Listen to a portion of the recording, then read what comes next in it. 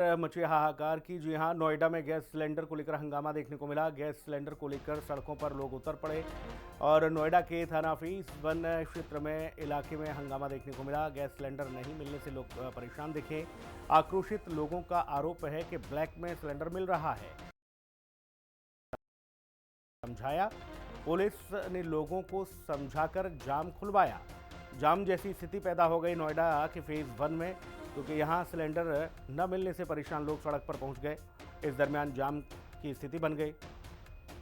हालांकि पुलिस ने मोर्चा संभाला और इस दरमियान पुलिस ने लोगों को समझाइश दी और फिर लोगों को यहां से हटाया, जाम को खुलवाया। महेंद्र हमारे सहयोगी ज्यादा जानकारी के साथ मौजूद है। महेंद्र, क्या कुछ अपडेट है अभी और फिलहाल क्या स्थिति बनी हुई है? बिल्कुल देखिए, अगर स्थिति की बात करें तो नोएडा, ग्रेटर नोएडा में सामान्य स्थिति नहीं है गैस सिलेंडर को लेकर। जिस तरीके से लगातार कालाबाजारी जो है वो हावी होती जा रही है लगातार, और जिस तरीके से जिला प्रशासन ये दावे कर रहा है कि सिलेंडर की किसी चीज की कमी नहीं है, तो बात तो सच है, सिलेंडर की कमी नहीं है, बिल्कुल भी नहीं है। मगर जो कालाबाजारी है वो सब पर हावी है। लोग कतार पे लगे हैं मगर उनको सिलेंडर नहीं मिल रहा। मगर जो 4 से 5 हजार रुपए दे रहा है उसको 1 घंटे में सिलेंडर मिल जा रहा है। अगर आपके पास जेब में 4 से 5 हजार रुपए है तो आपको आसानी से बिना लाइन में लगे आपको सिलेंडर मिल जाएगा।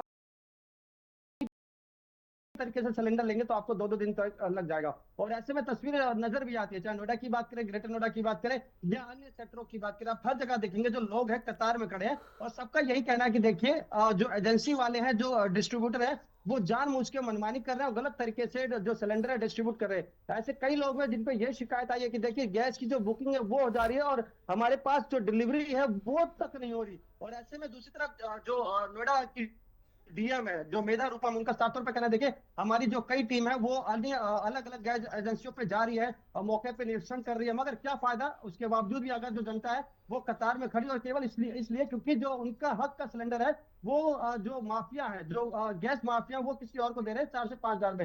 एक समय था जब गैस सिलेंडर के लिए लाइन नहीं दिखाई देती थी, मगर आज की बात करें तो नोएडा के हर सेक्टर में आपको गैस सिलेंडर के लिए लाइन नजर आएगी। और इसका सबसे बड़ा जो असर हो रहा है वो रेस्टोरेंट और खाने पीने की चीजों को हो रहा है। अधिकतर नोएडा और ग्रेटर नोएडा में जो रेस्टोरेंट है वो बंद होने की कगार पे है। कई नामचीन जो रेस्टोरेंट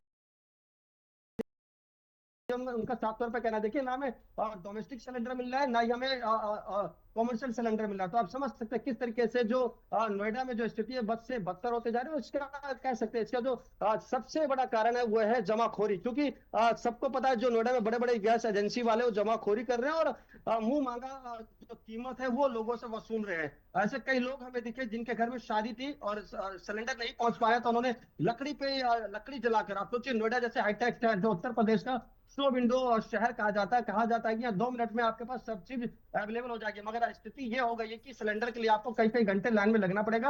अगर आपकी किस्मत अच्छी हुई, आपकी सेटिंग अच्छी है तो आपको सिलेंडर मिल पाएगा, नहीं अच्छी सेटिंग है तो आप फिर से खाली सिलेंडर आप अपने घर ले जाइए। क्योंकि ये तस्वीर केवल नोएडा की नहीं है, तस्वीर ग्रेटर नोएडा की है, सेक्टर 74-75 हर सेक्टर की। और दिन में आप यकीन नहीं मानेंगे, मेरे पास भी खुद 4-5 फोन आ जाते हैं और ये कहते हैं कि हमें सिलेंडर दिलवा दीजिए चाहे किसी भी कीमत पे। ये आलम हो चुका है। अगर प्रशासन, जिला प्रशासन ये कह रहा है कि कालाबाजारी सिलेंडर लोगों को दे रहे हैं और जिस तरीके से मनमानी कीमत है वो लोगों से वसूल रहे हैं। अधिकतर जो ऐसे लोग हैं, क्योंकि नोएडा शहर नौकरी पेशे वाला एक तरीके से शहर है, यहाँ 70 से 80% बाहर से आके बसी है। कई ऐसे लोग हैं जो दिन में कमाते हैं, रात में उनका चूल्हा जलता है। आज तो 3 सेक्टर 4 और 5 के आसपास जो लोग हैं, सैकड़ों की संख्या में जो लोग हैं सड़कों पर उतर आए, अपने साथ सिलेंडर लेके आए। उनका साफ तौर पर कहना है कि देखिए हम नहीं खरीद सकते 400-500 रुपए किलो सिलेंडर, क्योंकि हमारी आय इतनी नहीं है। जिनका पैसा है उनके लिए कोई दिक्कत नहीं है, मगर जो दिन में 1000 रुपए कमाते हैं वो सोचे कैसे 500 रुपए किलो का सिलेंडर ले सकते हैं, उनके पूरा अपना घर चलाना है। तो जिला प्रशासन से यही अपील करेगा हिंदी खबर की जितने भी गैस एजेंसी है, जितने भी डिस्ट्रीब्यूटर है, उन पर पैनी नजर रखी जाए। उनसे ये देखा जाए कि जो एक बड़ा ट्रक आता है गैस सिलेंडर को, वो आखिर किसके किसको किसको मिल रहा है। क्योंकि ये भी शिकायत मिली है कि जो लाइन लग रही है, यानी कि अगर 100 लोगों की लाइन है तो उसमें 30 से 40 लोग डिस्ट्रीब्यूटर ही है और गैस एजेंसी के लोग हैं। तो आप समझ सकते हैं किस तरीके से एक बड़े लेवल पर ये स्कैम हो रहा है और जिसका सीधा असर गरीब जनता, आम और जो मिडिल क्लास के लोग हैं उन पे देखने को मिल रहा है। और खासकर अगर अलग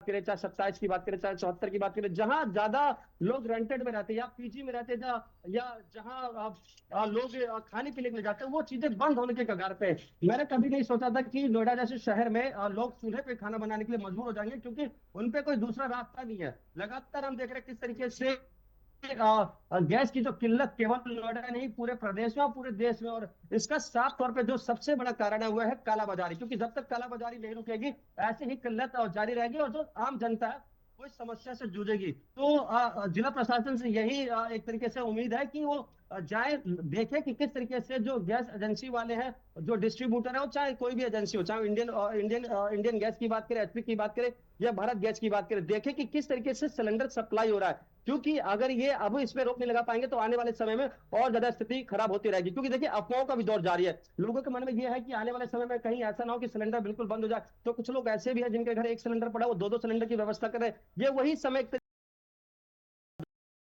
दवाइयों का स्टॉक कर रहे थे, लोग सिलेंडर का स्टॉक कर रहे थे, और कहीं ना कहीं वो स्थिति अब नोएडा और ग्रेटर नोएडा में नजर आ रही है। और ये तस्वीर आप देखेंगे कि सोचिए इंसान सड़कों पर जब उतरता है, जब उनको लगता है कि जो पानी है सर से ऊंचा हो चुका है, और कहीं ना कहीं अब जो तकलीफ बिल्कुल। पे हमसे होकर हमारे पूरे परिवार पे गुजर रही है। जी। बहुत शुक्रिया तमाम जानकारी